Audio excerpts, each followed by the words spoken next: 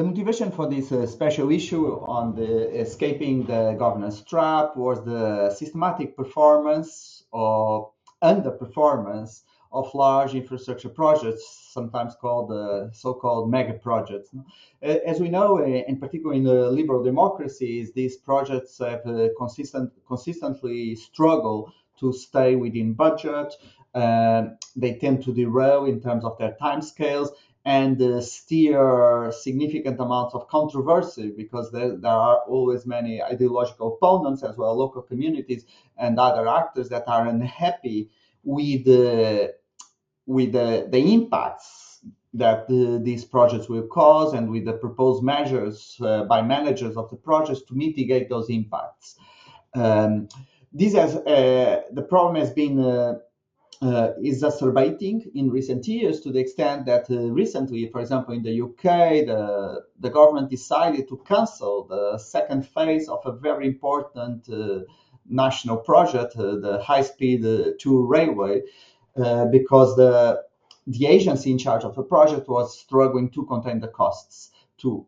And the government was accused of canceling the future, but the government also said that the facts have changed and the country could no longer afford a project that was seemed out of control.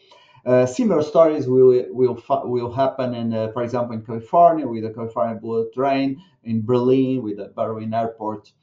At the same time, we see other societies, not liberal democracies, don't suffer from the same problem. So for example, you can see the remarkable progress that China has achieved in recent years, building their own railway network, or even more recently, Morocco building a high-speed train. So as we investigated the issue further for the special issue, we came to the conclusion that what we have here is a governance trap, in the sense that liberal democracies over the last decades, their legal frameworks have evolved to mandate broad stakeholder inclusion in the decision-making process. So these projects cannot happen unless managers negotiate with a large number of stakeholders how the impacts of the project, the local impacts, can be mitigated, impacts on the environment, impacts on the social welfare. But at the same time, the metrics, the tools that we have to measure if these projects are value for money, the so-called cost-benefit analysis, remains very shareholder-centric. As a result of that, in the early stages of assessing estimating a budget for the project, we tend to exclude the costs of stakeholder collaboration. Of course, as the project unfolds, managers have to foster collaboration from stakeholders, and that puts massive pressure on the costs. And that undermines, erodes the legitimacy of the project in the eyes of both the investors as well as third parties, creating at the same time, managers are stuck into these endless cycles of bargaining with stakeholders, and they also lose the trust of their own shareholders, creating what we call a governance trap. So the question is, how can we escape this governance trap? And through the different contributions that we have in the special issue, we realize that there are a number of ways. One would be introduce more inclusive valuation models that would allow managers and investors upfront to commit to more conservative budgets without being concerned that such a budget would not represent value for money.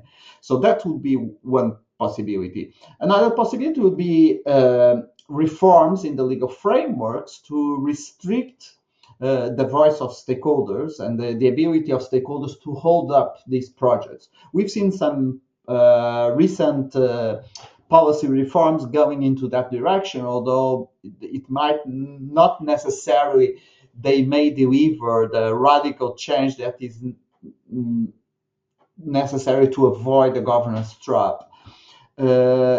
One other solution would be going back to a laissez-faire environment where the regulation would be eliminated and basically we would go back to an environment where stakeholders would have very limited rights to hold up the project.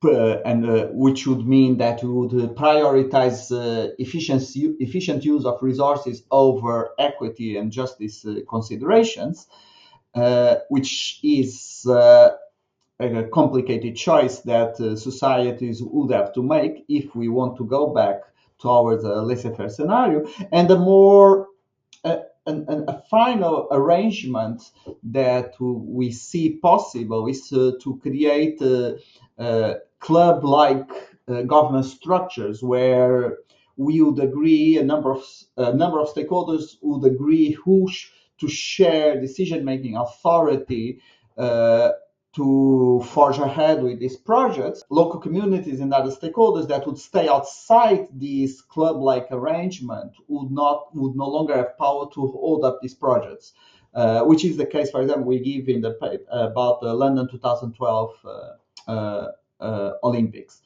So another arrangement would be to create a club-like structure where a group of investors would form a coalition to deliver the project, and they would agree among themselves how to balance efficiency considerations with justice and equity concerns.